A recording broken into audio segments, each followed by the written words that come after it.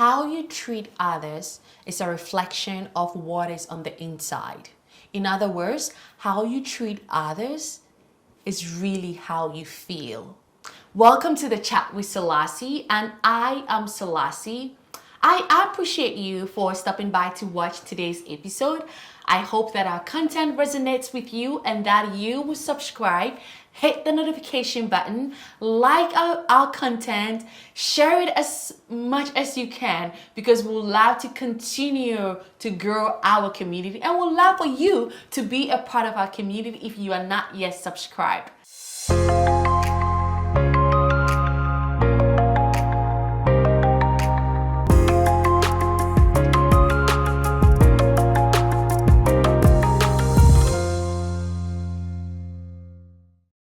Today, I will be having a chat with Lolo. She is an au pair in the United States. She is from South Africa. So South Africa, by the way, is one of the countries I would love to visit. It is on my bucket list. So yeah, she's going to be telling us about her experience as an au pair. So I hope that you sit and enjoy today's content. Hi, Lolo. Hi, how are you? Good, thank you. How are you? I'm good, thanks. Great. I know that you are working today, but you still, one way or the other, are able to be here to have this chat with me. So thank you for that. Thank you for your time. I greatly appreciate it. And I mean it. You're welcome. I'd like to know, how long have you been in the United States? I've been here for 9 months. When I arrived, I was located with a family in St. Louis. They had 3 children. Before then, how are you liking your stay so far? I feel like America's overrated. You feel like America is overrated? Okay, tell me more. It's not what we see on TV. Honestly speaking, I don't know, the cultural shock and how people here do things is so different, and like on how people at home do things. So I feel like it's a very huge clash for me. And what are some of the cultural shocks you've experienced? How one of the things is, because I deal with children, how children speak to their families and how families deal with their kids. Back in South Africa, it's rare finding kids that talk back or shout at their parents or swear or So that was just a huge cultural shock. Yeah. Okay. But is there anything that you were like particularly enjoying in being in America? Just traveling, and the money's good. Yeah. Transferring it home basically. Yeah. Okay. So, all right. So, going back to where you wanted to start from, when you came to the United States, you were placed with a family in St. Louis. Yeah. All right. Yes. Tell us more about that. Okay, that... And you don't have to, out of respect, we don't have to mention names or anything. We can just, share the story you feel comfortable sharing without the names. Okay. When I first came here, honestly, I was very excited. I never thought of any... How old were you when you came? I was 22, yeah. So are you 23 now? Okay. So it wasn't a thing. I didn't think it out. I was just excited. I was going to America. I was going to live the American dream that I was sold. And so when I got here, I lived with the family for 2 weeks. Then I went into rematch. When I got there, I was looking after 2 babies who were twins and a 3-year-old. Which at that time, when the mom and the dad were explaining to me, I didn't think it was going to be... Wait, twins and a 2-year-old. So 3 babies. Yeah. I didn't think at that time it was going to be that hard. And they seemed as if they were going to support me throughout the journey. So when I arrived there, the agency requires you to have 3 full days of rest, which I didn't. And You didn't? No, I only got 2. Because I arrived on a Friday and I had to start work on a Monday. So when I got there, it was okay. I was just a bit still excited. Just started work on a Monday. So sorry to cut you. When you were coming as an au pair, Who pays for your plane ticket and all of those? You as an au pair has to pay for it yourself. Oh. Your family has to pay, or if you have the funds, then you can pay them. Oh, okay. I see. Okay. So yeah, I got here and I started work on a Monday, which I wasn't ready because I knew that I had 3 days. Which I was like, oh, okay, you know what? Let me just start work because this is a whole like an exchange, and they make you think that you guys want to be family. Which I was like, oh, okay, let me just try it out. Obviously, I'm gonna spend 2 years with his people. Why not? Got to work. The babies were less than 6 weeks at the time I arrived. 6 weeks, yeah. And I was They were dumped. 6 weeks old? Okay. I was dumped alone with them to deal with those 6 weeks old babies, and I didn't know what to do Because you've never dealt with a 6-week-old baby. not really with twins. Like having them by myself. So first of all, I wasn't used to the camera thing. It's a new thing to me, having cameras in the house. And then like having to hear voices telling you what to do, but you couldn't see where they were coming from. So I was told things to do, and I was told that I wasn't allowed to eat during my hours of work. If I wanted to eat, I had to come early in the morning, and I wasn't allowed break. If I was really hungry, I would have to have a snack bar with water because my main focus was on the twins, which we didn't agree on when I first arrived. Wait, so what do you mean you had to come early in the morning? You stay in the house, the baby stay in the house with If I you? started my shift at 7, I had to come up at 6:30 and eat and get myself ready because I had to focus on the kids. Do the kids nap or are they on the schedule? I'm going to get there. Okay, sorry. So, and I was like, oh, okay, but that's not what we talked about over the phone. You promised so many things, but then when I got here, it's a totally different situation. So you talk to the family over the phone? Yeah, you have to have an interview for like 3 times or 4 times. And then you ask them questions as well to see that you guys are a good fit. And they tell you what is expected of you. Not really. At the time, they couldn't find an au pair that wanted to work with them because they had too many kids. And the mom had said to me that she was going to be home and guide me throughout the journey because she couldn't leave me with the kids alone, but then she did.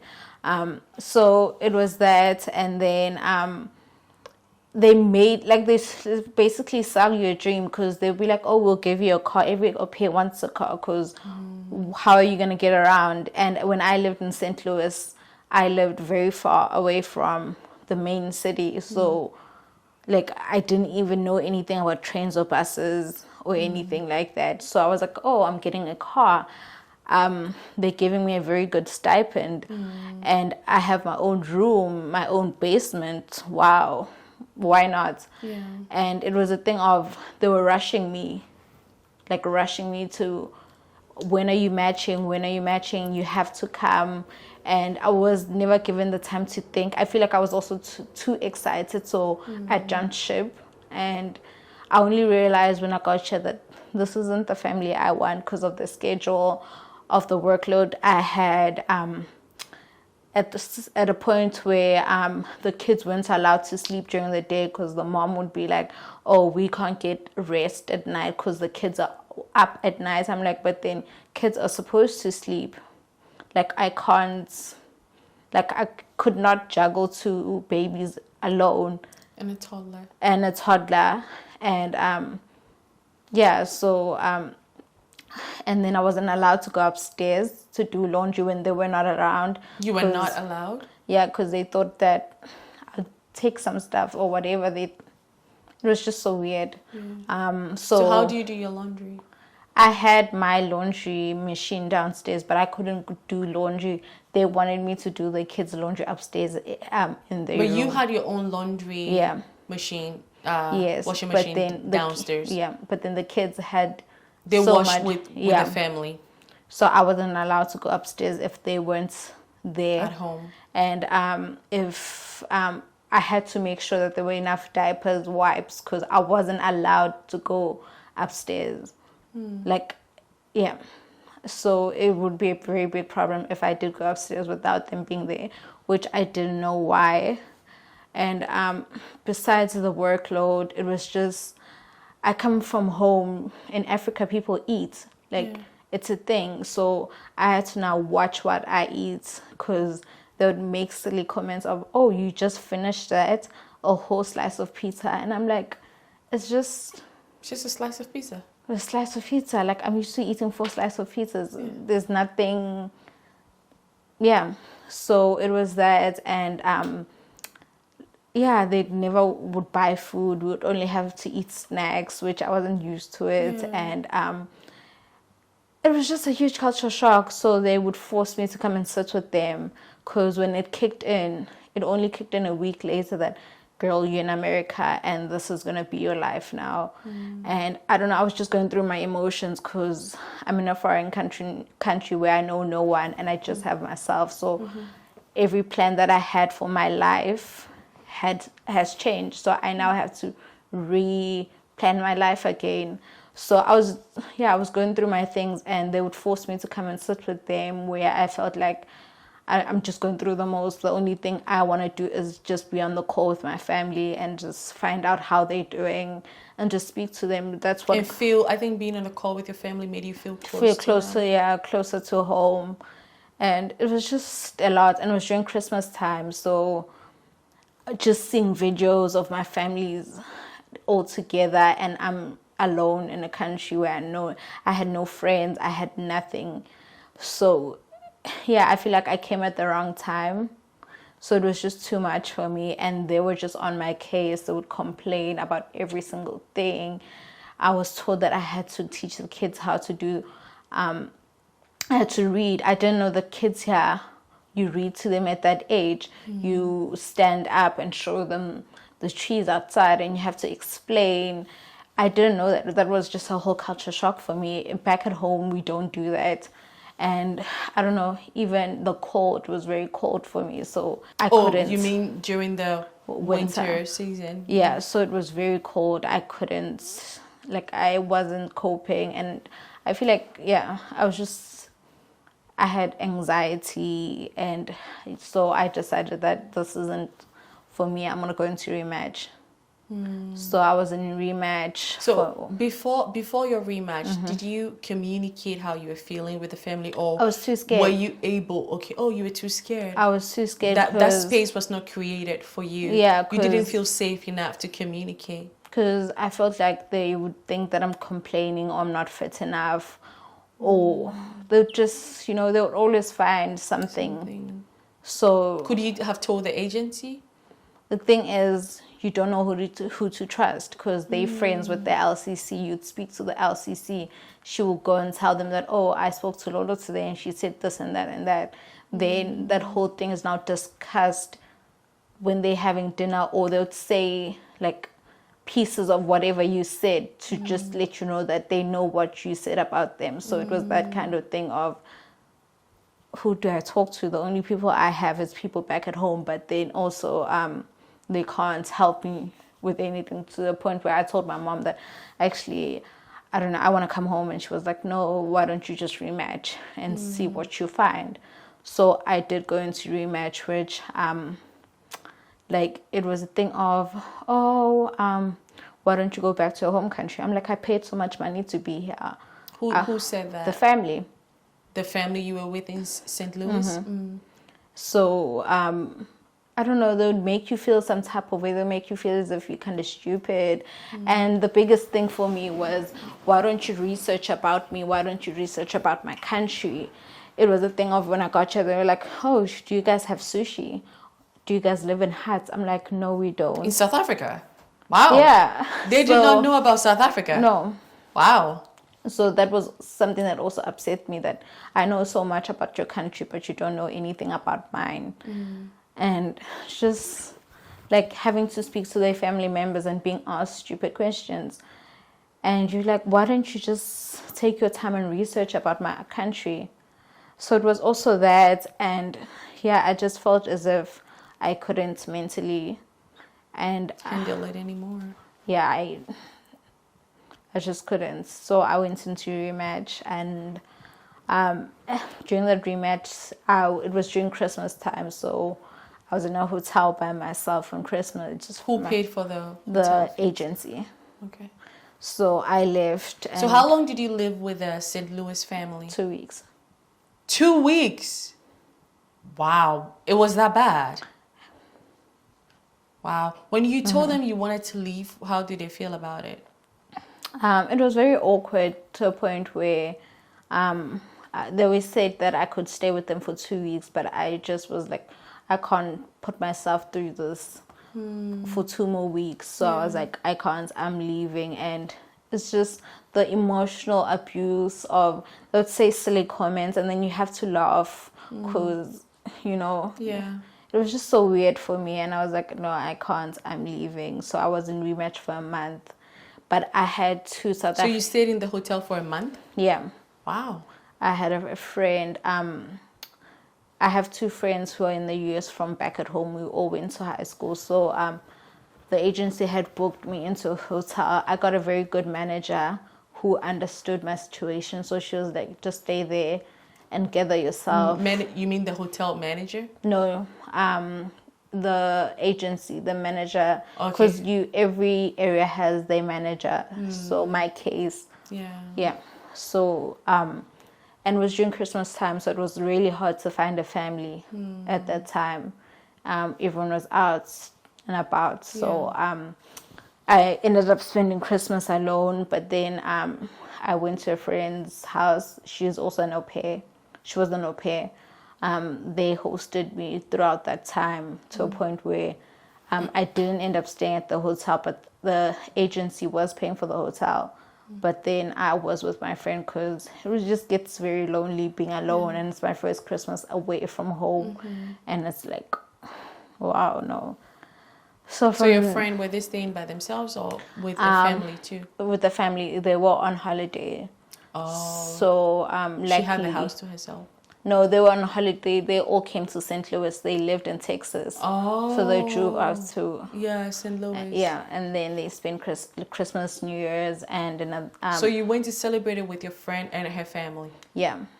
I was lucky that they were actually coming into town. So I went and stayed with them. And then I got a second family, which was also worse. Oh. Yeah. So you have been with 3 families now. I thought it was just 2. So tell me, so all these things happened to you. You came 2 weeks, things were not working. You decided to, stick it through and hope that things would get better, like your mom said. And then you got a second family. How was the second family? You said that was worse. So with the second family, time was going, and I was having pressure from the agency that they would send me back home if I didn't find a family. And that was before the second family. Yeah.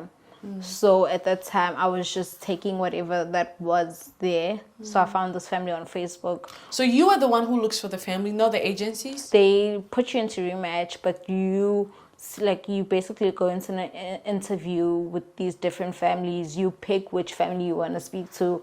Oh. Their profiles show up on your... The family's profile will show up. Okay. Okay. So you decide. So the second family, I found them on Facebook. They needed someone. They had a 2-year-old, 2 or 3-year-old. They lived in Vermont. And so I was like, oh, wow, one child. I have my own car. And I'm getting paid $400 because I was getting paid $195. So I was like, oh. With your first family? Yeah. So a month or a week? A week. A week. Huh. So I was like, oh, okay, $400 is a lot. And I'm going to be living in like Vermont. Yeah, there's nothing much to do there. So I was like, oh, okay. I was going to be able to save and send money home or take myself to school. So I was like, oh, okay, that's good money. Let me go. And the mistake then I requested that I could speak to the au pair because they had hosted before. I spoke to one of the au pair and she didn't tell me the truth, who the family really was. I feel like she didn't because they got along very well. And she had refused to give me the previous au pair that was before the one I was speaking to. So she spoke... The one you spoke to, where is she from? Germany. Okay. So she spoke highly of them, and I was like, oh, okay. Then they seem like a great family. Why not? So I went to Vermont. I stayed there for 3 weeks. So when I got there, the first week I was still like, okay, the kid that I was looking after, she was like adopted, or she was in the process of being adopted because she comes from an abusive family. So I was like, oh, okay, it's a little girl. I'll look after her. It's just me and her. That's fine. And there's another au pair in the house, so we were gonna take turns looking after her. So I was like, oh, the workload isn't much. So I went. When I got there, the first week things were fine. It's just that I'm a very shy person and I like my space. So when interviewing the family, I told them that I'm very quiet and like I'm always locked up in my room. It's not like I'm depressed. It's Who just, said that? no, I was telling the family during Yeah. the interview that I'm just a quiet person. I like my own space. And like they shouldn't feel offended if they see me locked up in my room. That's who I am. That's, yeah, I just like my own space. So she was like, oh, okay, yeah, that's perfect. Yeah, we always not at home, so yeah, that's what we want. So I matched with them, went to St. Louis. They had companies, so they were pretty wealthy, so they were very busy. So when I got there, the kid, she had lots of problems. Like she would scream and cry and bite and do whatever. The 3-year-old. So I was like, oh, it's probably because she doesn't know me, and she's probably used to the other au pair. And at first, I didn't think that this au pair, having another au pair in the house, would be hard because they already have a relationship, and I'm just like the fourth person coming in. So I didn't think about the whole thing at that time. I was just excited to have another au pair. So when I got there, things were okay until I just realized that I just was a third wheel. I just felt as if like I was just there just for the kid. I didn't feel part of the family. And now I had 3 bosses. Actually 5, because the mom had a daughter and a son who were older but didn't live in the house. They lived outside. So now I had to listen to the au pair, the mom and the dad. Sometimes one would say this, the other So would the say previous that. au pair you're talking to me about, is that the lady who Yes. she was still staying Yeah. with them? The German lady? Oh, I mean, she still stays with them. There's no way she was going to tell you something bad about them. Yeah. So it was that. So I would have to listen to the mom. Then the dad would say something. And I'm like, oh, but then she said this. And it's like, oh, but I'm telling you to do this. Then the au pair would come and tell me something different. So it was like a thing of, what do I do? What do I say? Like, who do I listen to, basically? And it just got hectic because now I felt like I didn't belong here, and sometimes it felt as if my color played a huge role in it, because I felt like I'm just the only black person here, and yeah. So when all this was going on, this being your second family, did it ever like cross your mind again, like maybe I would have been better off just staying in South Africa, or I want to go back home where I feel like I belong? Did it ever cross your mind? Yeah, it did. When that was all happening, I was actually planning on going home, to a point where I spoke to my LCC and I was like, I don't think this is for me. I don't think living under someone's roof and having to take care of their kids, and yeah, it was driving me crazy. And Vermont was too cold, so that was another thing for me, that now I'm required to go and play in the snow, and we don't have snow in South Africa, and the weather here is crazy. So yeah, so she was like, no, try and stick it out, you'll be okay. This is your LCC. Yeah. And speaking to family back at home, and I was like, my mom was like, no, stick it out, you'll be okay, and all that. And you know how people in Africa are, if you go overseas and come back, it's a thing of, oh, she failed. So I also had that. It also played a huge role of Yeah, you didn't now, want people to perceive you as you failed. yeah, she spent so much money. Now she came back with nothing. So that also played a huge role. So I was also scared to go home because of that, of what my neighbors were gonna say or family members were gonna say. So I was like, okay, should I just stick it through? Which, when went by, I was like, no, this isn't for me. To a point where now the mom would write me chores, and I'm like, I know what to do. Why are you telling me to do things? Like, which that would upset me. There was a time when she made me scrub the baby's seat, like the way she eats. And I'm like, but this chair has been dirty. You can see it's been dirty for months. Why am I doing it? And she would be like, I must wipe down toys, a whole playroom full of toys. She would tell me to wipe that down. And I'm like, oh, what's going on? Like, why me? Like, why isn't she doing it? Because we both au pairs. And it got to a point where my salary was lowered down. I was now got paid 195. So when From I brought 400 to 195? Oh. So it was a thing of, oh, why? What has changed? Why are you now doing why are you now cutting down my salary? And it just got worse to a point where I was also now scared to go upstairs and eat, or like go out. Like if the mom was there, I would have to wait for her to leave the kitchen in order for me to go into the kitchen.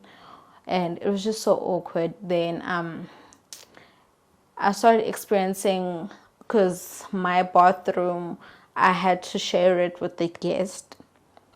So it was connected to my room, but then it had another door outside. So I would hear things at night. Like I thought I was hearing things at night, to a point where the dad was trying to open my door, but it was locked. So he got pissed the other morning and he asked me, why are you locking my doors? I'm like, but I'm just used to locking doors. That's how. Wait, he was trying to open the door to your bedroom? Yeah. So I'm like, why are you opening my door? Like I wasn't How did you know rude. it was him? Because the wife was never there, and the au pair that night had gone out, so it was just me, him, and the daughter. So, and then he got pissed, and then he started asking me that, why am I locking doors and all that? I'm like, but then I'm used to going to bed and locking my door. That's just how I feel safe. It has nothing to do with you. Then he was like, I shouldn't, because they're already locking the main door. And I was like, oh, okay. Then then the night went by. The second night he did the same thing. Then he used to cough a lot. Like I don't know if he had a sickness or like he's always coughing. So it was the thing of, why is he in my bathroom at 2 a.m.? Because I never used to sleep, because my anxiety was, yeah. So I would hear him in the bathroom. I'm like, what is he doing in there? And why is he trying to open my door? So then, yeah, I used to cry a lot. I used to go to bed crying and all that. So then they requested a rematch. They requested it this time. Yeah, because I had told him that I don't think I can do this, like being instructed by 3 people. Then when your kids are in the house, I have to now have 5 bosses, and I don't know who to listen to. And like now the au pair is also now acting as if she's my boss, which I didn't like. So when all this was going on, this being your second family, do you think, I think you said something that you think this is not for you. Do you think that, and I'm not picking sides or anything, I feel like there has to be a point in our life where after you've tried things, you're like, you know what, I don't think this is for me at all. Did you really think that, okay, maybe, yes, maybe they may be doing something intentionally or unintentionally to hurt you, but maybe this is just not for you. Maybe you think you wanted to be an au pair, but once you put in the situation, you notice that, oh, actually, the way I am, I don't think that this job is a good fit, or this career is a good fit for me. Did you ever think that there was a part that you played in that. Yeah, I thought that even with my first family, I felt like I couldn't do it. Living under someone's house, doing my job there and living there, I just couldn't. And yeah, I was like, I realized that when I was with my first family, but I was like, no, let me just try it out. It's probably because I'm so nervous and I'm in a different country, like just try and stick it out. Yeah. And I just had a lot of things going on of having that fear of going home and Yes. like Feeling like you failed. Yeah, I failed, which till now, like I have thoughts of going home and not coming back because I don't think mentally I can do it anymore. So it was that, and it was a thing of, is it because I'm too quiet? That's why, or if I don't agree to something, I'm not gonna like have a back and forth with you. I'll keep quiet, and you'll see it by my actions. So like basically you will not really communicate if that is going to bring about back and forth. Yeah, but like you will be passive aggressive. No, I'll choose to walk away. Like but if you choose to walk away, like you said, it shows in your actions, right? That I'm unhappy with this. So you tend to maybe keep to yourself more, or not be in the space with the person, like showing it in your actions that I'm not happy with this, but I'm not going to talk about it. So that's the kind of passive aggressive I'm talking about. Yeah, because I feel like with me even communicating with them, it was just a back and forth, and it's a thing of they want the last word, which I'm not all about that. Like I'm just too quiet. Like I just don't know how to argue back with someone. Like I just cannot. Like I feel like I don't stand up for myself enough. Yeah, it's either I keep quiet and walk away, or I say nothing. I'll be like, okay, I hear you. So it was that thing with him, and he was just very aggressive towards me. So it's like, I'm not going to compete with aggressive my towards you? host dad. So I'm like, I'm not going to compete with this man. Which is the second family. Even with my first family, the dad was doing the talking, but during the interviews, I had never spoken to him. So it was the thing of, why doesn't your wife come and speak to me? Because I was speaking to her all along. Why are you now taking control of the situation? Because it's now not going your guys' way. Now you have to step in, thinking that I'm going to be scared and I'm going to agree to whatever you guys tell me. So it was a thing of that. And I feel like that pissed them off, that they would never get an answer, or they would never get the reaction they want from me because I'm just always quiet. And so it was that, and then I went into another rematch. And so when you're going through all this, your parents were still telling you to stay there, and they were telling me to come home, but then I had the fear of going home and being laughed at. Okay, so at some point they did agree that you should My come mom home. was like, I better get on that plane. Because they now saw that it was affecting you emotionally and mentally. And It was giving you anxiety. Yeah, to a point where I couldn't sleep at night. I'll only sleep for 2 or 4 hours. Then I'm up the whole night. And she would see on WhatsApp that, oh, you haven't slept. Wow, you still up? Or she would my mom could feel it that I wasn't okay. Like she just could feel it. And she was like, I think it's time you come home. Like, it's okay. You tried. But I'm like, the economy in South Africa is really bad. So what am I going back to? And yeah, so I had those thoughts, but yeah. Okay.